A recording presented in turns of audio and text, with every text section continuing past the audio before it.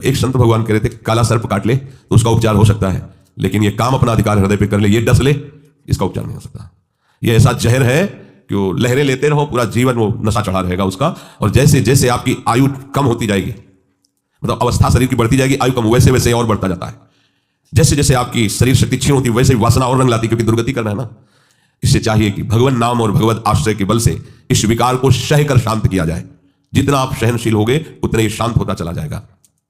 11वां, अपनी निंदा होने पर सहन न करना। ये भजन में बाधा है। जब अपनी निंदा हो तो आनंद मनाना चाहिए अंदर से, कि जो हमें प्रारब्ध भोग भोगना था दंड रूप में, वो निंदा करके उसको नष्ट कर रहा है, बड़ी कृपा हुई। अंदर से इस बात को समझिएगा। अगर हमारी कोई निंदा कर रहा है तो हमें आनंदित होना चाहिए, हमारा परमार्थ मार्ग साफ हो रहा है। ध्यान रखना, हमारा परमार्थ मार्ग जो बाधित होने वाला था उसकी निंदा से कट गया। बहुत बड़ा प्रभाव है। बिना भोगे तुम्हारे प्रारब्ध का नाश करा दे वो निंदक है, इससे बड़ा कोई हमारा सहयोगी नहीं है।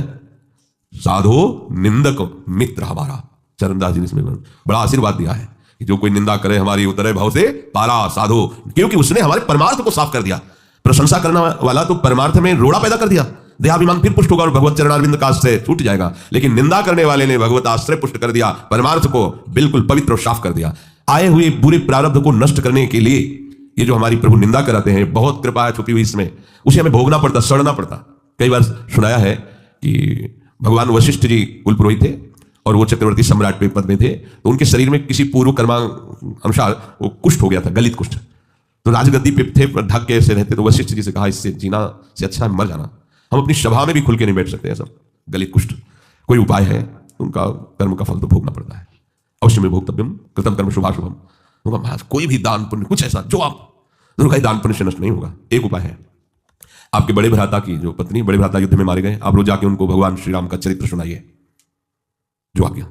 और रोज टाइम से 2-2.5 घंटे सभा के बाद जाते थे रात्रि में, और 10-11 बजे वापस आते। धीरे धीरे धीरे धीरे बात पूरी नगर में फैल गई, सब लोग निंदा करने लगे। देखो कि वो ऐसे ही भोग रहा है कुष्ठ का, और ये कितना दुराचारी है कि माँ के समान पवित्र भाव जिसमें रखा जाता है बड़े भ्राता की पत्नी, अब बड़े भ्राता तो युद्ध में पधार गए, तो देखो रोज रात्रि में उनके यहाँ जाता है।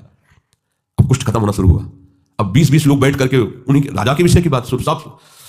एक दिन वशिष्ठ जी से कहा, प्रभु जब मुझे हमारे ये जो गुप्तचर बताते हैं आकर की प्रजा ऐसी हमारी निंदा कर रही, तो ऐसा लगता है कि मर जाना। तो बोले कुष्ठ नष्ट करने में तुम्हारा ये बहुत बड़ा सहयोग होगा। पहले कहते थे कुष्ठ के कारण कि मर जाना अच्छा है, जब दवाई करवा रहे थे तुम कह रहे ऐसा कुष्ठ कम हुआ ना? बोले हाँ कम। धीरे धीरे सब कुष्ठ नष्ट हो गया, पूरे राज्य में ये निंदा इनकी होने लगी और कुष्ठ नष्ट हो गया। अब यहाँ नाक का बचा, उनका भगवान नाक का बचा। बोले कभी ये नष्ट नहीं होगा। क्यों? बोले वशिष्ठ के हिस्से का है और हम जानते हैं तुम्हारा रामचरित्र सुनाने जाते हो, कोई गलत नहीं। फिर बुलाया पूरी प्रजा को और सभा में बताया कि ऐसा ऐसा ऐसा, तो गलित कुष्ठ उनका नष्ट हो गया। ये जो हमारी निंदा करने वाले हैं, ये जो हम केवल भोग कर ही उसका समन होता।